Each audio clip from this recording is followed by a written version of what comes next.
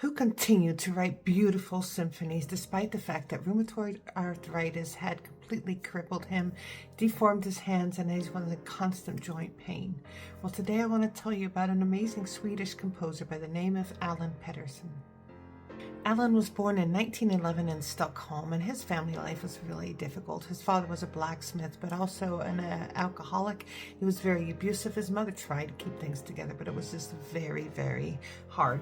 They were very poor as well, and his childhood was filled with instability and with fear, and we're going to hear this anguish as it is going to fuel and inspire his music that he writes later on.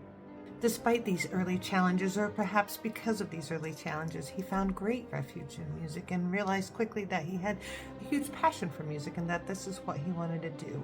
He had a lot to express as well, so it had to come out. He began studying violin.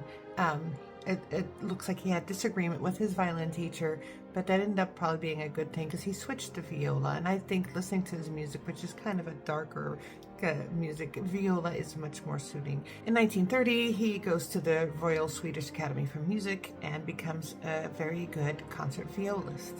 Once graduated, he started playing for the Stockholm Concert Society Orchestra. He played there for over a year, and he learned a lot, as you can when you're sitting inside the orchestra. I think being a viola is even better because you're really smack in the middle of it all. But he learned a lot just playing and understanding music because he hadn't really learned composition. He was more a performer. In the 1940s, he decided to stop that and completely focus on composition. He had a lot he wanted to say.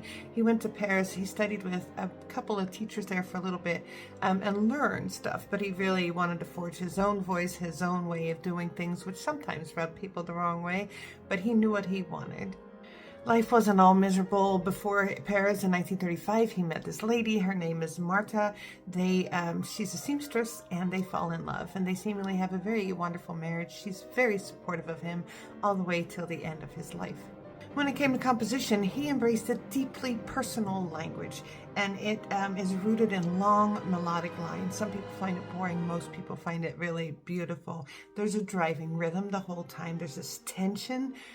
Some of it's just absolutely heartbreaking, and there's such an emotional contrast. You can hear the difficulties that he has gone through. He himself said, "One cannot flee into divine light without having experienced the deepest darkness first." His compositions take off. People are connecting to it. They understand it. I think part of it might have been helpful that we had just had a war, and a lot of people were struggling with trauma and depression, and they could definitely understand his music in that way. And it was just taking off. And then in the 1950s, tragedy strikes, and he develops rheumatoid arthritis. This agonizing disease slowly deformed his hands, and it hurt his joints, and it hurt him physically to compose, but he just couldn't stop. He had found his voice, and he had to keep going. It appeared that it was a struggle just to write even a few notes, but he refused to stop. He just was driven. He couldn't stop. He would write from his wheelchair. He would write from his bed in constant pain. But his music grew more powerful, more amazing.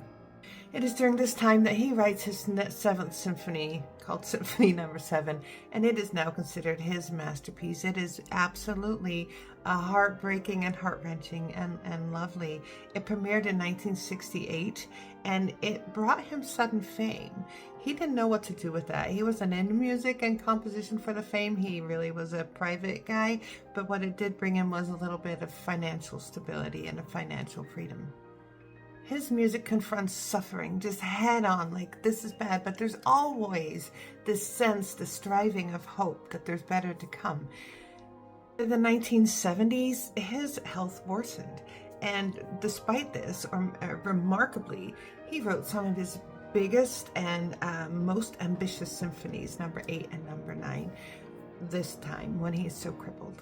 He passed away in 1980 at the age of 68, which is still very young. Now, his physical body was crippled and hurt and very in bad shape, but his body of music that he left behind, it continues to grow in respect and in admiration. They are telling a truthful story, and it's always a wonder, like, is art supposed to only show beauty, or is it supposed to show all of it? go and listen to some Alan Pettersson.